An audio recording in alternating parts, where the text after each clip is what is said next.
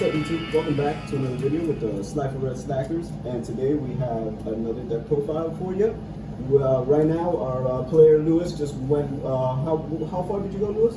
Only lost one match, bro. Again, bro. One loss, one match.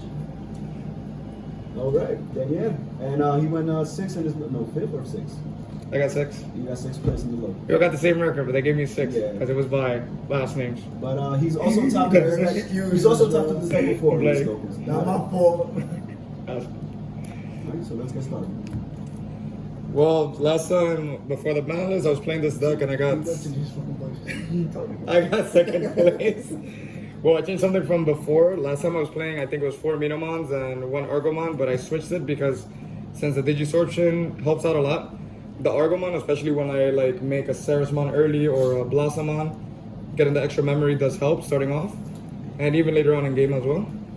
So these are just the babies. I think I'm debating. I kind of want to play another one, but I think the Minomon helps when I want to get over like Omnimons and stuff like that.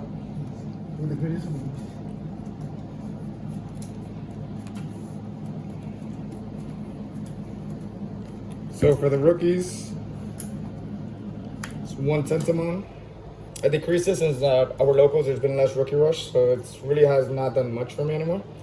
I play the 4 Agumons, the 2 Terriermons. Today there's won me a lot of games against, especially Red and the Red Crescarumon, because people were using the Metal Greymon that I think it's when you swing, you gain 3 memory. So this was stopping them from doing this. And also against the Biomon. It also helped me win a couple of matches against Blue, I believe it was last week, because I hit 2 Hammer Sparks in the security, but thanks to Terriermon, didn't get enough memory. I still play the 4 rookie Argomon, 4 Goblinmon. I believe that's 15 rookies. It's less than before because since Argomon is limited to 1. I play 3 Kabuteri for the boost. That's the reason why I keep Minomon, because Kabuteri and Minomon sometimes help me get over Omnimons or just crash into Omnimons if I have to. 4 Terriers. He's just another Kabuteri with a lower cost if I have to hard play him. My favorite card so far, Stigmon. I swing into a Digimon, and if it survives, it's an inheritance. I get a memory, and when I combo it off with a Coolmon, that's 2 memories I gain. And then if it's comboed off with the Argomon at the beginning, that's technically 3 in 1 turn. That's 11 level 4s. I play 4 Akuamon. I still play the 4, no, now I play 4 Blossomons. I think last time I was playing less. The 1 Argomon, wish there was more.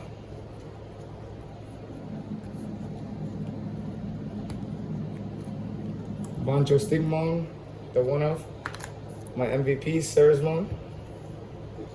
Mega Gargo, I was playing 3 before today, and today I decreased it to 2 because it really hasn't helped me a lot, because since everybody's playing Megazoo or Red or Shine Greymon, I normally crash into the security like on the first security check.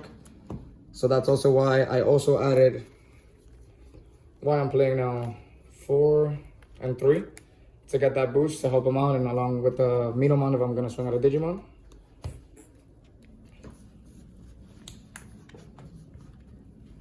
After the list obviously went to 1. I wish it was at least at 2. Double Flower Cannon. I wasn't playing this before, but now I play the Izzy because sometimes this deck runs out of fuel real quick. You run out of hand, and Izzy actually helps me. Either when I have a bad hand, it helps me unbrick my hands, or it helps me actually just draw into more resources that I can use with the Argomon or I can use with Mimi. Do you feel like he really boosts the consistency of the deck? He really does, because after the list, I was bricking a lot with this deck. I wouldn't see either my rookies, or I wouldn't see like the level 5s, so I couldn't get into Ceres, or sometimes I just won't get into Ceres. And like double of these, or even 1, like that extra draw every turn, it helps along with the Digivolutions. You really do see what you need to see. And you don't run out so much, because Argomon, you kind of run out a little out of like your hand. Also using the Mimis to Digivolve, you kind of like you run out of fuel real quick. Yeah. So this really does help you with that. How do you feel when he hits a flower cannon? What you just said? That's what you said. I don't even know how to answer that. And this, I was debating, testing it out a lot. I did 3 at the beginning, then I did 2, I didn't see it enough, so I added it back to 3, and I don't regret it. This actually won me a lot of games today. So mine's, I don't play any blockers. My deck is just straight up aggro.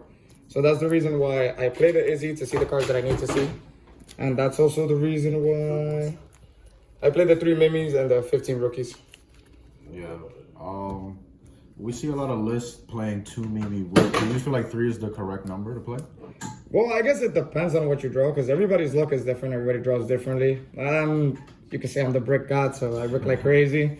There was one game today that I did brick.